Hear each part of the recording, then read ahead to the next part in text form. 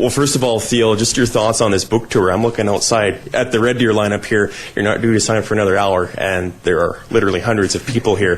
How can you sum up the response you've seen during this tour? It's been pretty much like that everywhere I've gone, and the book has been very well received, and we've been number one for 8 consecutive weeks, basically, since the day that the book came out. So, we're pleased, and we have one more stop in Calgary after this, and we'll take a break because it's been long, but it's been fun. It's been great to go right across the country and get some feedback, and it's been great.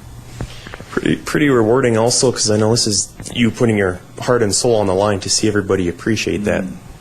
Yeah, no, it's like I said, it's been very well received, and but I think I think people have really connected to the honesty and the openness, and and it allowed me to be real candid, and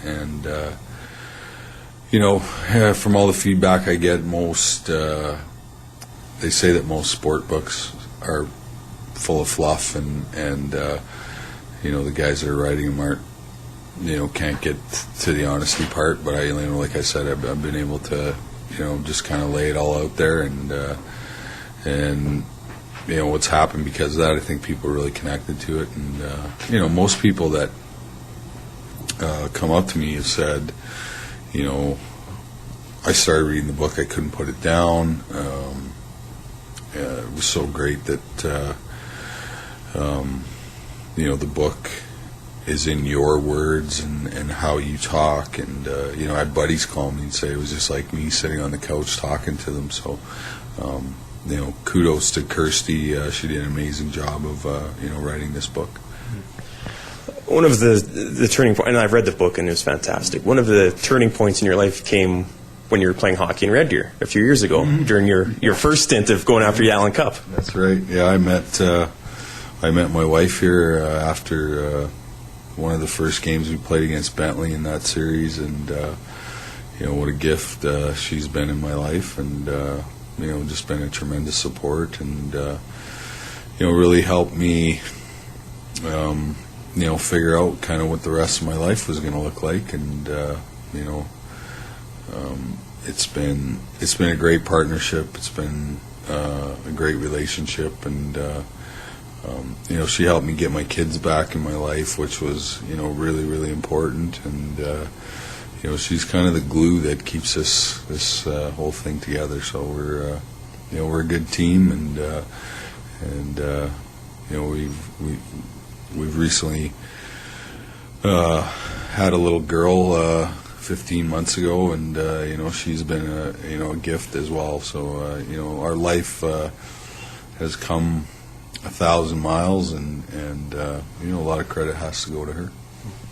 This past fall, you had a lot of Flames fans out there, like myself, even more interested in training camp than usual. You said after the team had let you go that you were happy with the way things had gone, and you were grateful for the opportunity. Is that still how you feel about the whole experience?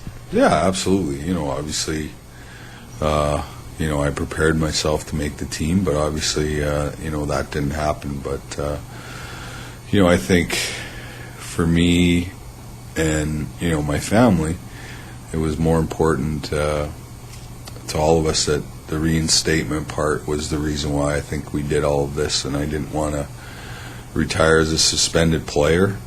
And, now, which opens up, the doors to the Hockey Hall of Fame, and hopefully someday, my name will get called, because as a professional athlete, I believe there's no greater honor than to be called to the hall of whatever sport that you play, and so that'll be a fun and exciting day, not only for the kids and my brothers, my mom and dad, and it'll be a special weekend for us to all share. A guy who's local to this area with the Bentley Generals, Brian Sutter, he's been a big part of your life over the years. Just talk about his influence. Yeah. Well, when he was first hired in Calgary was around the time that Sheldon came out with his allegations, and basically I remember Brian, was one of the first guys that stood up for me and said, basically leave this guy alone and let him deal with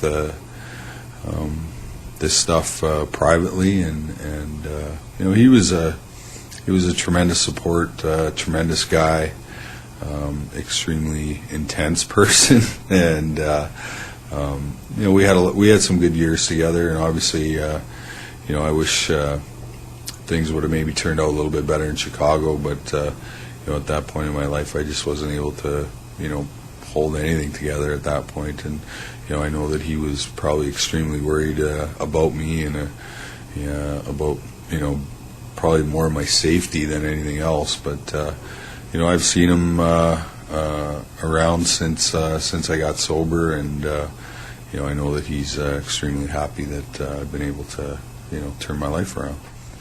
And if it makes you feel any better, that intensity's still there. He hasn't changed one bit.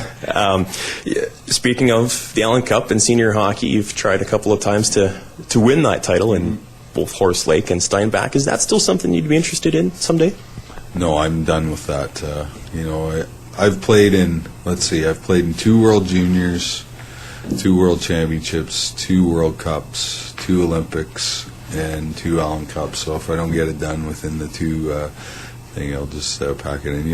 My life has become so busy, and it is a big time commitment to do that. But I can tell you that my experience in both times that I went to the Allen Cup was extremely rewarding, and I met and played with some really good guys, and it's kind of it's off the radar when you think about the history of the Allen Cup and how long that it's been around, and there is some tremendous hockey players that do compete for the Allen Cup every single year, and it's a great championship, and I know that the Generals get a tremendous amount of support from the Red Deer people, but last year in Steinbach, every game that we played, they were standing 3 deep around the glass, so it was a great experience.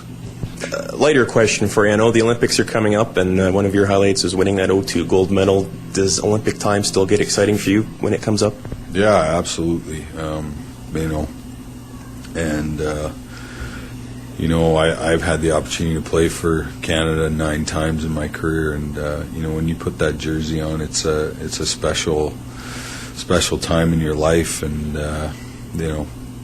being in Salt Lake and being a part of that team was just amazing. To think that in the last 60 years, there's only 23 of us guys that have a gold medal, so that's a pretty big honor to have, and not only that,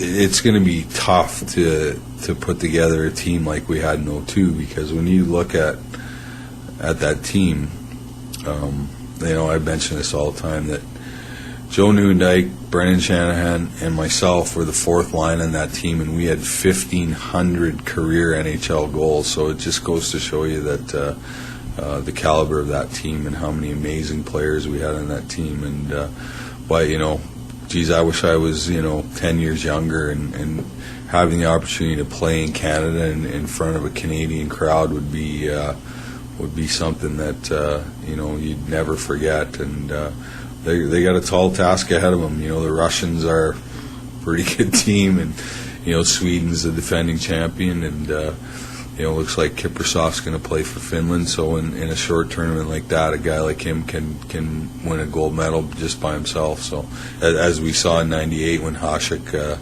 led the Czechs to the gold medal. So it's going to be a great tournament. I can't wait to watch it. You've made a lot of Flames fans proud, and a lot of people proud with your recovery. Congratulations, and all the best for the future. Thank you so much.